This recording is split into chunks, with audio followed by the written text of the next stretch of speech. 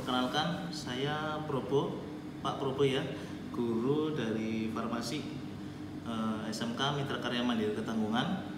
Di sini saya akan mengajar materi tentang pelayanan farmasi untuk pertemuan pertama, yaitu bab 1 komunikasi, informasi dan edukasi, atau biasa disebut disingkat ya KIE, yaitu komunikasi, informasi dan edukasi. Nah, di sini pengertian KIE itu sendiri, di mana di buku sudah dijelaskan, bagi seorang farmasi adalah suatu proses penyampaian informasi antara apoteker dengan pasien ya. Jadi gunanya untuk memberikan informasi yang sedalam-dalamnya yang tepat kepada pasien atau keluarga pasien, guna meningkatkan kerasionalitasan pengobatan sehingga pengobatan pasien itu rasional. Artinya rasional bagaimana? Dia benar pengobatannya sesuai dengan indikasi, terus sesuai dengan penggunaannya, sesuai dengan dosis dan tepat obatnya, seperti itu. Jadi tentunya yang namanya farmasi itu harus meningkatkan peran pelayanan kefarmasian, salah satunya komunikasi. Di sini komunikasi akan kita bahas secara detail, informasi tentang obat, dan tentunya farmasi juga harus memberikan edukasi kepada masyarakat ataupun pasien ataupun keluarga pasien. Nah, begitupun pula KIE ini sangat penting ya, sangat penting sekali untuk memberikan informasi kepada pasien maupun keluarga pasien. Kenapa harus ada keluarga pasien? Karena memang contoh-contoh pasien yang harus diberikan KIE itu salah satunya adalah anak-anak ataupun geriatri. Geriatri itu apa? Usia yang di atas 60-65 tahun ke atas, sehingga pasien mendapatkan informasi yang jelas dari apoteker ataupun farmasi. Itu seperti yang jelas tentunya dari apoteker, gitu ya. Lanjut langsung saja. Jadi yang namanya KIE itu prinsip langkahnya ya. Yang pertama, ada prinsip yang harus diperhatikan dalam pelaksanaan KIE, yaitu memperlakukan klien dengan sopan, baik, dan ramah. Jadi prinsip KIE itu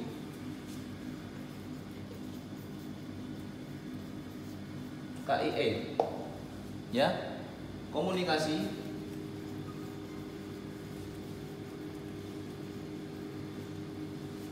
informasi, dan edukasi. Jadi harus memberikan komunikasi yang tepat, informasi yang benar terkait pengobatan atau terkait obat-obat yang dikonsumsi oleh pasien, dan tentunya edukasi, yaitu memotivasi agar pasien mau minum obat, agar pasien mau mengubah pola hidup, pola makan, pola tidur, seperti itu, sehingga terapi tepat dan juga cepat sembuh tentunya, karena hasil pengobatan itu faktornya itu kesembuhan, seperti itu. Nah, di sini ada prinsip ya, prinsip KIE yang pertama, memperlakukan klien dengan sopan, baik, dan ramah. Berarti yang pertama, kalau kita singkat, yaitu adalah baik, ramah, dan sopan kepada pasien atau keluarga pasien. Ini baik, ramah, dan sopan. Tentunya dalam berkomunikasi kita harus sopan, menyampaikan yang sopan kepada pasien dan keluarganya. Ramah, awali dengan senyum, sapa kepada pasien, pengenalan bahwa saya itu siapa kepada pasien, terus tentunya juga baik kepada pasien. Yang kedua itu memahami dan menghargai pasien.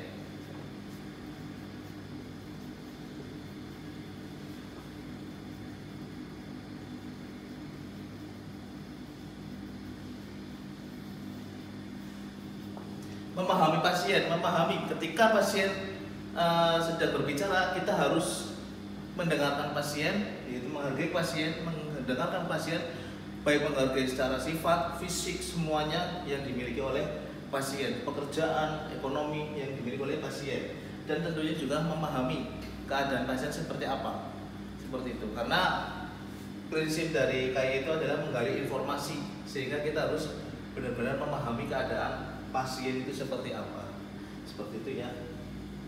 Terus ada selanjutnya yaitu memberi penjelasan dengan bahasa yang sederhana dan mudah dipahami.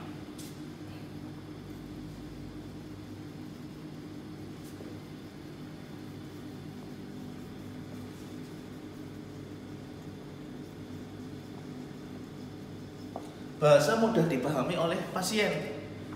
Kok bisa?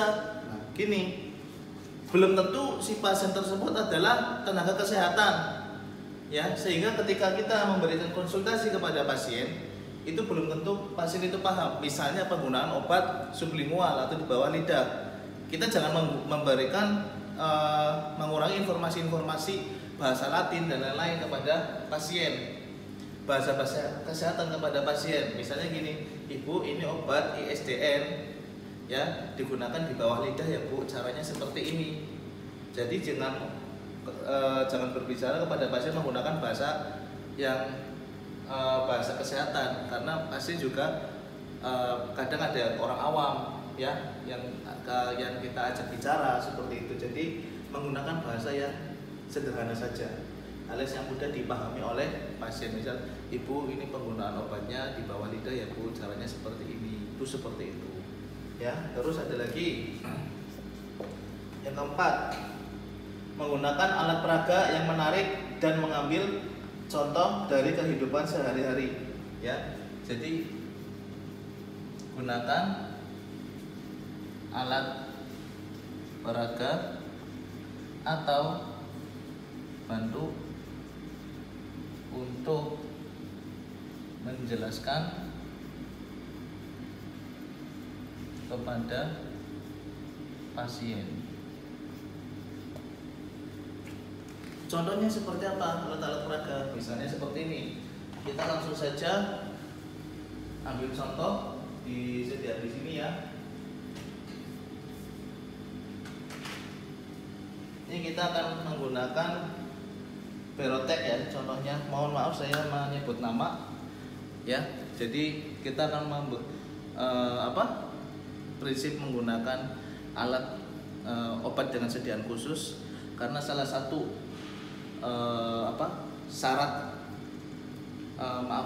salah satu pasien yang di konseling itu salah satunya yaitu menggunakan alat seperti ini, yaitu obat dengan sediaan khusus, ya.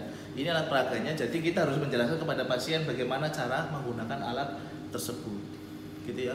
Begitupun dengan insulin, tetes mata, tetes telinga, salep mata, supositoria, ya kan, seperti itu, ya.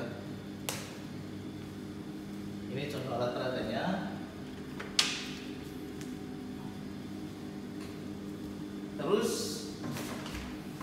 jadi ini kalian harus memahami prinsip, ya. Ada 4 poin ini yang harus dimiliki oleh farmasi, ya. Jadi ada 4 ini harus kalian pelajari untuk memberikan KIE kepada pasien atau keluarga pasien, seperti itu. Nah, di sini adapun tahapan-tahapan konseling, ya. Sebelum memulai tahapan-tahapan konseling, sebaiknya kita harus ada apa saja sih, siapa saja sih yang harus dikonseling, ya. Siapa saja yang harus dikonseling? Itu yang pertama, siapa saja yang harus dikonseling? Yaitu pertama, pediatrik atau anak didampingi orang tua atau wali. Yang kedua,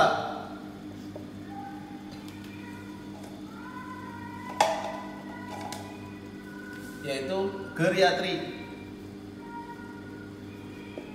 atau usia di atas 60 sampai 65 tahun, didampingi wali atau keluarga. Terus pasien dengan penyakit kronis. Seperti apa penyakit kronis? Misalnya TBC, terus jantung. Jantung itu banyak ya, ada hipertensi, terus ada angina, aritmia, infark miokard, seperti itu. Terus diabetes terkait penggunaan insulin ya. Terus ada lagi asma ya, penggunaan inhaler ya kan, seperti itu. Terus ada lagi infeksi lainnya dan banyak ya, dan masih banyak ya, dan lainnya. Terus yang keempat, penggunaan pasien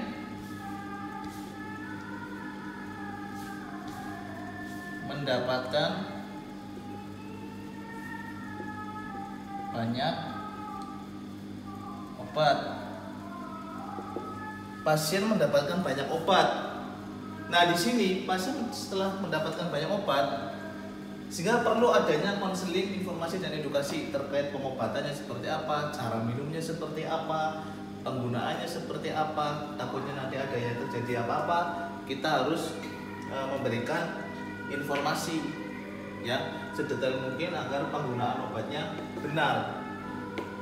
Ya, kadang ada pasien dia mendapatkan hanya satu resep itu mendapatkan 8 obat sekaligus karena memang pasien kronis ya. Terus ada lagi pasien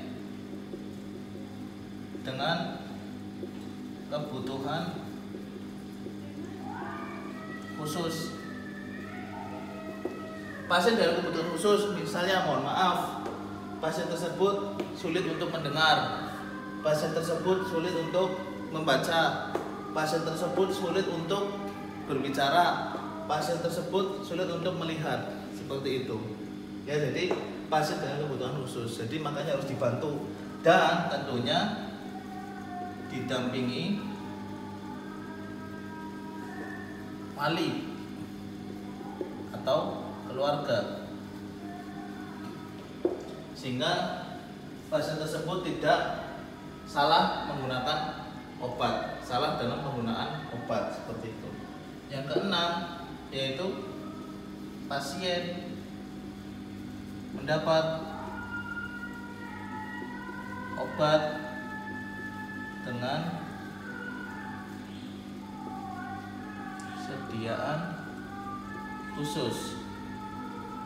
Nah, di sini sediaan khusus seperti apa tadi? Seperti insulin, seperti inhaler, seperti tetes mata atau suppositoria ya, seperti itu. Jadi inilah siapa yang harus dikonseling itu seperti ini ya. Jadi ada 6 yang harus diperhatikan pada saat konseling yang harus diutamakan dulu gitu ya. Nah, terus setelah kita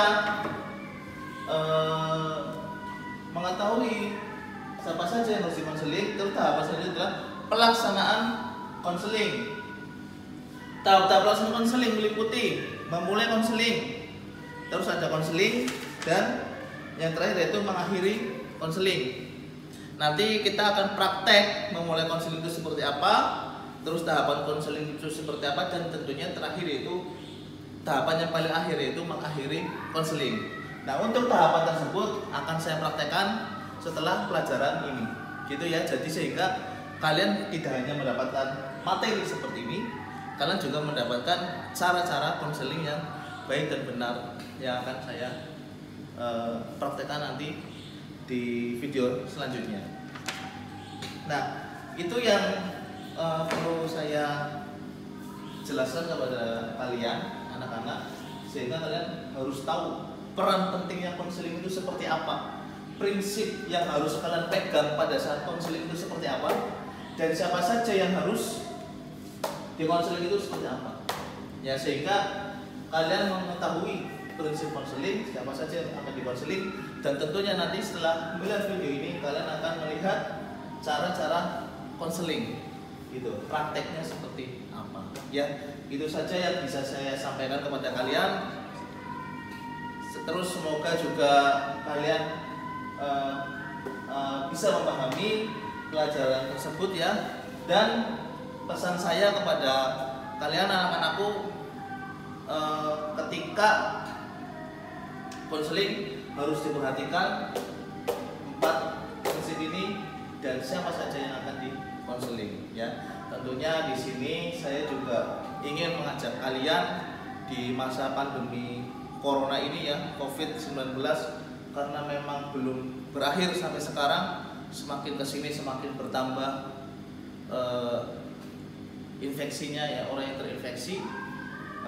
Saya menghimbau pada anak-anak agar selalu jaga kesehatan. Tentunya imunitas tubuh kita ya, tubuh kalian harus dijaga dengan konsumsi buah-buahan, sayur-sayuran yang mengandung vitamin C ya, seperti buah jeruk ya gitu. Terus ada banyak sayuran-sayuran hijau gitu ya yang mengandung klorofil, yang dimana buah jeruk yang vitamin C, klorofil itu salah satu anti radikal bebas ya, sehingga mampu melindungi tubuh kita seperti itu. Jadi, dan tentunya selain meningkatkan imunitas kita, istirahat ya, terus menggunakan masker, terus jaga jarak, dan kurangi dulu keluar kemanapun yang memang sifatnya bukan urgent gitu ya. Urgent seperti apa?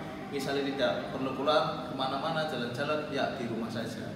Itu lebih baik seperti itu, karena memang pada dasarnya itu salah satu pencegahan kita terhadap COVID-19 ya, virus corona. Sehingga virus corona itu akan selesai. Kemungkinan sih kalau dari WHO memang susah ya untuk selesai ya, karena sudah menjadi pandemi dan sudah menyebar kemana-mana. Tapi setidaknya kita sudah mengurangi penyebaran virus corona. Mohon maaf karena saya sedang mengajar dan sendirian, jadi saya tidak menggunakan masker. Tetapi setelah mengajar atau perjalanan kemana harus wajib menggunakan masker seperti itu.